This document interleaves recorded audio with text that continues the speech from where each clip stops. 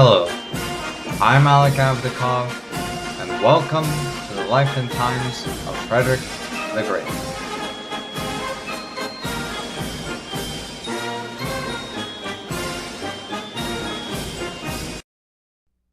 For every action, there is an equal opposite reaction. Isaac Newton, when he wrote his third law of motion, had physics in mind. But this same law can be applied to people in history, even entire states. Therefore, when Frederick made his attack on Austrian Silesia in 1714 amid their longest period of decay and stagnation, the reaction to that was for Austria to start their longest period of reform in its history that has never been matched since. So, while Frederick began to innovate with his army and run his state more efficiently now that he was out of the war, Austria began to reform its government, society, and military. Therefore, today's focus will be the period directly after the War of Austrian Succession in the Habsburg Empire. The two main sources I will be using for this episode is Barbara Stolberg-Redinger's biography of Maria Theresa and Christopher Duffy's book on the military of Maria Theresa's Austria.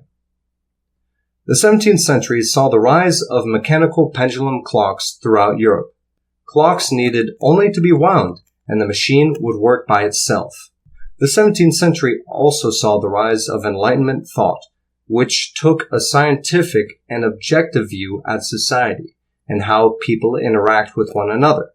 They took a look at Aristotle's view of a natural order in society and ran with it. I started this section talking about clocks because that is how some philosophers thought about society. They thought that people are machines and society could be perfected much like a clock. The view was that a creator formed the universe and, like a grand timekeeper, wound up the universe for it to work all by itself. A man by the name of Johann Heinrich Gottlob Justi was a man who had this mechanistic view of society. He thought the government could work like a machine that takes information in and works to achieve its, quote, ultimate purpose. Justi moved to Austria and began to work for the Habsburgs in the early 1750s. In his first lecture at his post in the Theresianum, we'll get to on what that is in a while, he said, quote, "The great organization of the Commonwealth is a machine, whereby all the parts, all the cogs, all the springs must fit together."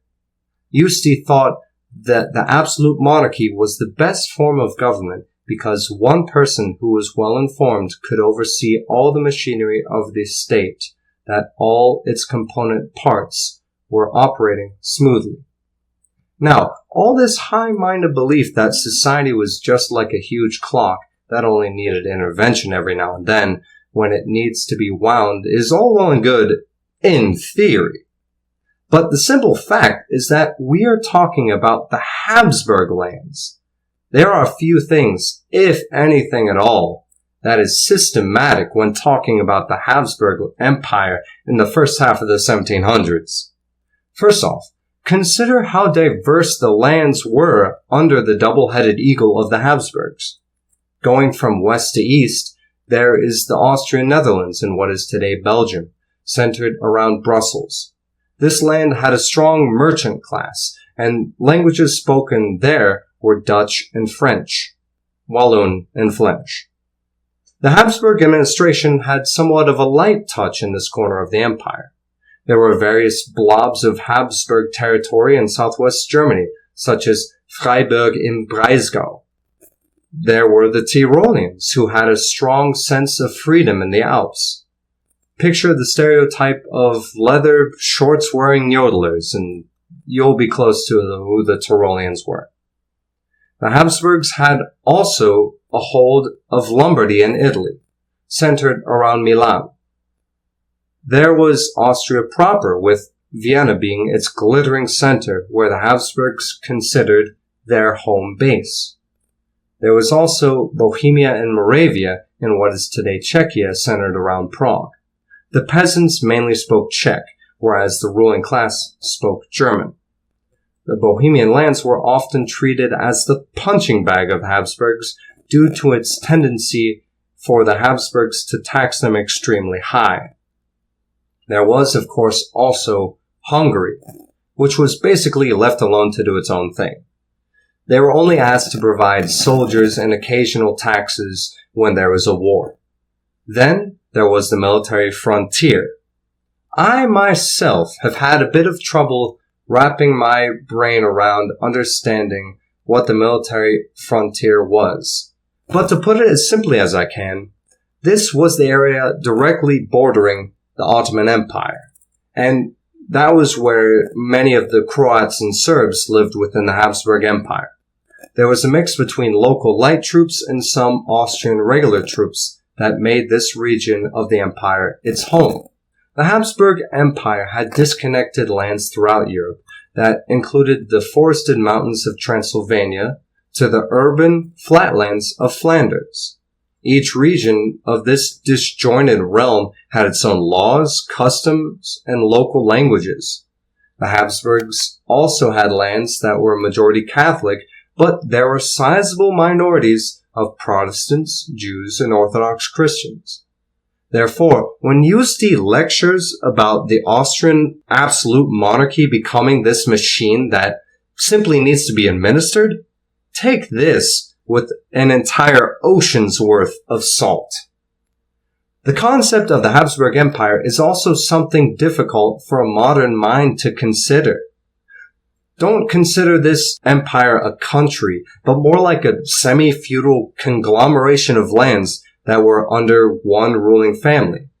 The Habsburgs, in the first half of the 1700s, had no central government that had authority to tax its own people. Instead, the Habsburgs were like the head of an interconnected mafia organization. They had their own turf where they could gain money directly from their estates, such as coin minting, indirect taxes on beer and meat, and mining monopolies. But there was also the turf of the other nobilities, or crime bosses in this analogy. The Habsburgs needed to ask the nobles for more money, often to fund wars, and the nobles would decide how much money to give, or if to give money at all, to the Habsburgs in local noble councils. And to keep the mafia analogy alive, the Habsburgs would often give out favors and privileges in return for the money they received. Oftentimes, these favors would be positions in court and administration, as well as other different titles. The Hungarians were notable for how much they guarded their noble independence from the Habsburgs. But throughout the empire, the Habsburgs would never get enough money and soldiers as agreed with the nobles. This would lead to the dynasty to becoming further in debt, and they would have to give more privileges to the nobles. The grand centralizing force was the successful wars against the Turks in the early 1700s that gave the Habsburgs greater leverage, money, and power when negotiating with the nobles. This began to stagnate during the reign of Charles VI, Maria Theresa's father. When no lands were conquered, and Charles hardly knew how to administer effectively, it spelled stagnation for the empire. The War of Austrian Succession put all of these huge flaws under the world's microscope. Frederick took over the richest province, Silesia, and Spain's dynasty took over much of Habsburg's Italian lands. The near-complete collapse of the empire in 1741 and Maria Theresa inheriting the throne were the 1-2 punches that brought reform to become the empire's top priority. Maria Theresa was such a key factor in bringing about this necessary change. While she was never educated to rule the empire, her political instincts proved to be as sharp as a razor blade. One great example of Maria Theresa choosing the correct people around her to lead is Prince Joseph Wenzel-Liechtenstein. He had been a background character in the War of Austrian Succession. During the Battle of Chotusitz, Prince Liechtenstein was struck by the power of Prussian artillery. Quite literally, he almost bled out from his wound. After that mishap, he showed Maria Theresa a plan to revamp the artillery in 1744 and was given control of the Austrian artillery arm. After a quick stint commanding an army in Italy in 1746, he was back on the job to reform the Austrian artillery. Liechtenstein did a great job at giving the artillery an identity of its own. He organized the arm to have a set rank and set pay. It's kind of crazy to think about, but back before the 1750s, the artillery just didn't have an organized set of ranks, where the top man would always be paid the most and the bottom would always be paid the least. Responsibility just shifted from one rank to the next. Liechtenstein put an end to that, although he kept the old-sounding titles like Oberstückhauptmann, or the equivalent of major, or Altfeuerwerker, or the equivalent of second lieutenant. I like the last one because the literal translation of Altfeuerwerker is old guy who works with the cannon. Not only did Liechtenstein reform the ranks, he expanded the amount of gunners and cannons as a whole. In 1746, the Austrians only had 800 gunners in her entire army, but by 1755, the number of gunners more than doubled to around 2,000 men. Liechtenstein set up his famous cannon works at Moldautein in Bohemia, where he would experiment with different types of guns, cannonballs, and powder to fire the cannons. Liechtenstein also helped the artillery define its own identity as the soul of the army. He used his own money to take care of the orphans and widows of the men who died from the war. He employed men throughout Europe as long as they were capable, including an illiterate genius from Switzerland who invented a horizontal drilling machine for his cannon works. However, the majority of the men of the Austrian artillery in the ranks were from Bohemia, modern-day Czechia. These men were required to be taller than 5'5", be well-built, read and write in German, and not be a foreigner. In order to be promoted, you would need to be skilled, according to Christopher Duffy's book on the Army of Maria Theresa, quote, in the mysteries of arithmetic, geometry, trigonometry, mechanics, hydraulics, optics, ballistics, military buildings, and fortifications. In short, the artillery, thanks to the massive personal effort of Prince Liechtenstein, became one of the best in all of Europe. We will definitely hear more from Liechtenstein in the future, but let's look at other capable people Maria Theresa chose to surround herself with. Friedrich Wilhelm von Haugwitz was a count from Silesia who grew up a Protestant in the Catholic Empire. He converted to Catholicism in his 30s, and by the time our boy Frederick came a conquering Silesia in 1740, Haugwitz fled his homeland. Maria Theresa promoted Haugwitz to the governor of what was left of Silesia on the Austrian side. Whereas most nobles had the goal to enrich their own family and gain a bit of independence from the Habsburg dynasty, Haugwitz came up with the grand plan of kissing Habsburg butt better than anyone else in court. Let me be clear. Haugwitz still did things that benefited himself, but he tied his service to the fortunes and prosperity of the Habsburgs entirely. He completely changed the old system of taxes with a new series of reforms. There were two ways that the old Habsburg system would get money. One would be through exploiting the lands they directly owned. The other would be through asking various regions of the empire for taxes, and a council of nobles would approve them or deny them. But with option 2, the tax collection was in the hands of the nobles of this region. Hardly any of the money the state needed would ever reach imperial hands. Instead, the Habsburgs would just get into more debt and would have to sell more things to the nobility. However, with Haugwitz setting himself apart from the nobility, by serving the interests of Maria Theresa, he embarked on the new task of centralizing. He promoted a new system of taxation where money would go directly into imperial hands rather than through the nobility or different territories. The different noble assemblies throughout the empire nearly all gave their agreement to be taxed for 10 years, with only one directly opposing the new Haugwitz system. But Haugwitz wanted more. So on May 2nd, 1749, Maria Theresa abolished the Lower Austrian and Bohemian court chancelleries, where most of the power was held before, and she created two new agencies, with Haugwitz leading the new court directory. One underrated aspect of his reforms was that a state archive was created.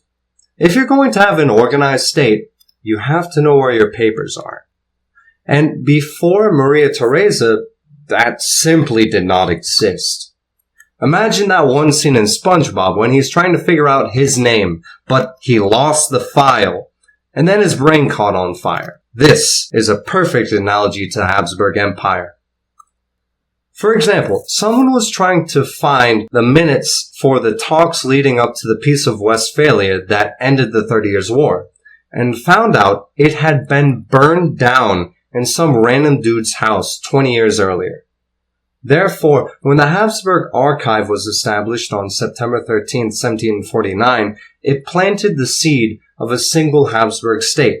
If this inherited blob of Habsburg lands had the same paper records, then a history could be created about these lands. And if a history can be written, an idea of a united empire could spread. You may ask, how can an upstart former Protestant Silesian guy named Haugwitz get all this reform done without a rebellion from the nobles? I'll tell you. The nobles at this time were cowardly, but this was by design. There was one noble who directly disagreed with the new system, and Maria Theresa ghosted him.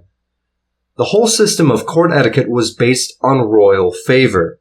If Maria Theresa caught anyone actively disobeying or speaking out against her, she wouldn't execute them like Stalin would, but your social death would be just as instant.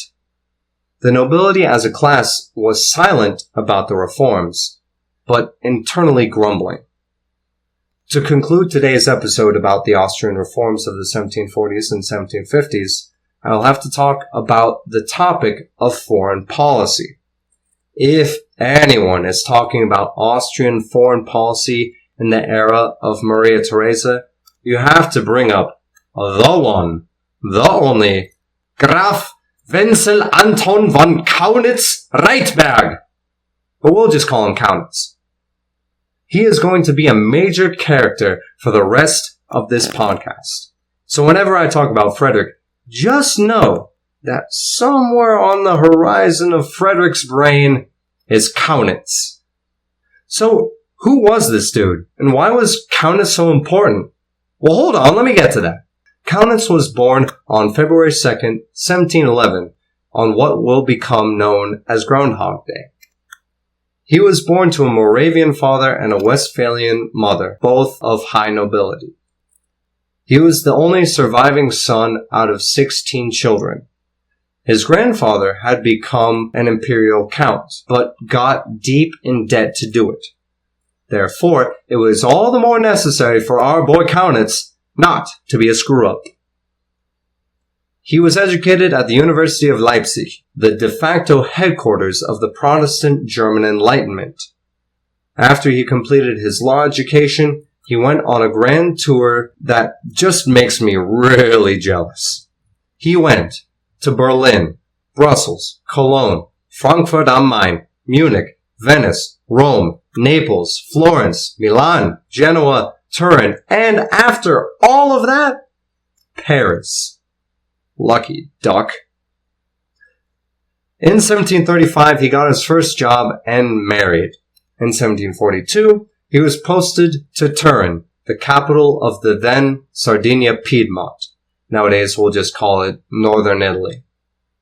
He was offered more prestigious assignments than the envoy to Piedmont, but his family was still in debt. Kaunitz's big break came when he was assigned the head negotiator for the Peace of Aachen in 1748. While he was there, he came to a conclusion that few officials in Europe could have ever dreamed, but we'll get back to that. Kaunitz had I'll put it kindly, eccentric personality. In less formal terms, he was an absolute wackadoodle. According to a biography on Maria Theresa by Barbara Stolber-Gröninger, Kaunitz was, quote, a ponderous perfectionist and stickler for detail, narcissistic, vain, pretentious. He thought of himself as a connoisseur of exquisite taste, collected paintings, dressed himself in the latest fashions, even as an old man, took pride in his horsemanship, and flaunted his command of 4 languages. He was also really particular about his health and hygiene. According to William McGill on an article about Kaunitz's ventures in foreign diplomacy in 1749 to 1753, if Kaunitz felt pessimistic about his grand plan, he would complain more and more about being sick to Maria Theresa. He was someone who kept his cards close to his chest and would rather be in agreement with someone than give his true opinion. Now, I keep talking about Kaunitz and a grand plan, but what exactly was this? Strap in, folks. This one is going to be a doozy. The European alliance system was based on 2 assumptions. 1. France would always be enemies with Great Britain. And 2. France would always be enemies with the Habsburgs. Every European rivalry revolved around these 2 assumptions. In wars, Britain would usually side with Austria, the Netherlands, and anyone else they could bribe to be on their side. France would usually count on the Swedes and the Spanish. Austria and Russia were usually close because they both hated the Ottoman Turks. And Prussia would just side with anyone who could help expand them the most.